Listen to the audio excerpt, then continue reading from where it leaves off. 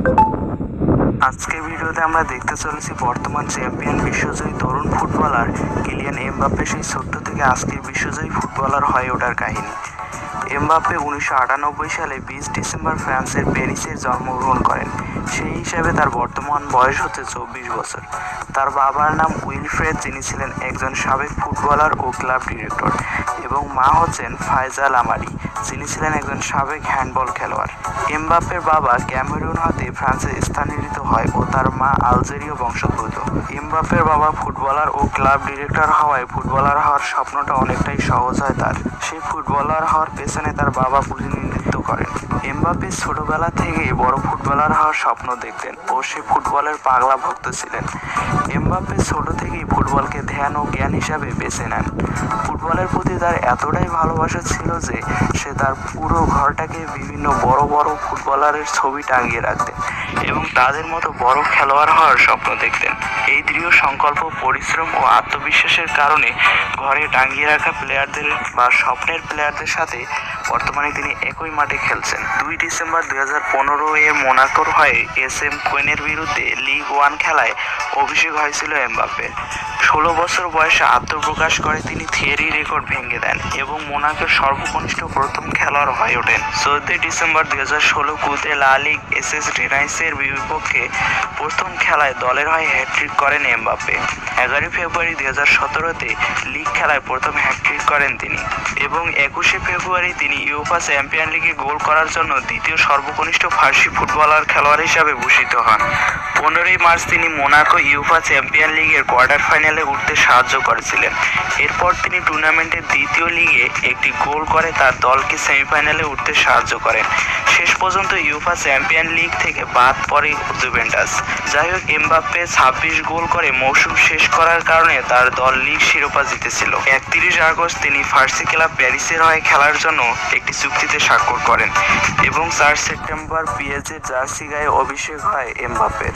6 December তিনি Bayern মিউনিখের বিপক্ষে গোল করার সময় তার 10ম চ্যাম্পিয়ন লিগ গোল করার সর্বকনিষ্ঠ খেলোয়াড় হন। 17 মে 2018 এমবাপ্পে ফিফা বিশ্বকাপের জন্য জাতীয় দলে নাম লেখান ও 24 জুন তার প্রথম ফিফা বিশ্বকাপ গোল করেন। 30 জুন তিনি আর্জেন্টিনার বিপক্ষে ফ্রান্সকে জয় নিশ্চিত করতে সাহায্য করেন।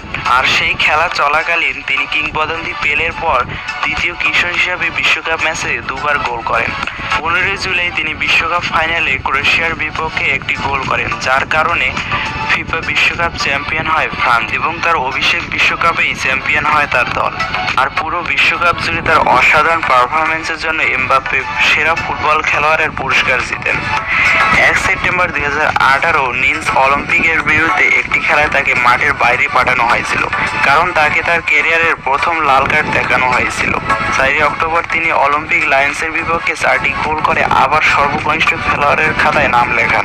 2016-17 মৌসুমে তার চিত্তাকর্ষক পারফরমেন্সের জন্য national union of professional footballers UNFPA league এমবাপ্পেকে young player of the year পুরস্কারে সম্মানিত করে। পরের মৌসুমে আবার পুরস্কার জিতে নেন তিনি। একই বছর Mbappe union of European football association UEFA দ্বারা বিশ্বের সেরা খেলোয়াড়ের লিস্টে নাম লেখান। এপ্রিল 2017 সালে তিনি UNFPA player of the month trophy অর্জন করেন এবং আবারও 2018 সালের মার্চ ও আগস্টে তিনি একই ট্রফি জিতেন। এছাড়াও আরও অনেক অর্জন রয়েছে তার। 2018 সালে FIFA foundation international football association এমবাপ্পেকে বিশ্বের 4র্থ সেরা খেলোয়াড় হিসেবে ঘোষণা দেয়। এমবাপ্পে খেলার বাইরেও বিভিন্ন বিজ্ঞাপন ও স্পন্সরের মাধ্যমে অনেক টাকা ইনকাম করে থাকেন। বর্তমানে এমবাপ্পের অর্থের পরিমাণ বাংলাদেশি টাকায় প্রায় 1400 কোটি টাকার উপরে। তিনি ফ্রান্স সহ বিশ্বের সকল দরিদ্র দেশে তার ইনকামের একটা মোটা অ্যামাউন্ট দান করে থাকেন। প্যারিসে আইফেল টাওয়ারের কাছে তার একটি বিলাসবহুল বাড়ি সহ বিভিন্ন ব্র্যান্ডের বিলাসবহুল গাড়ি রয়েছে। এমবাপ্পের ফুটবলের প্রতি অবির ভালোবাসা ও পরিশ্রম তাকে বানিয়ে দিয়েছে বিশ্বসেরা খেলোয়াড় এবং তার দলকে নিয়ে গিয়েছে সাফল্যের চূড়ায়। বিশ্বসেরা মেসি, নেইমার, রোনালদোর যখন বিদায়ের ঘণ্টা, ঠিক তখনই জ্বলে উঠেছেন এমবাপ্পে।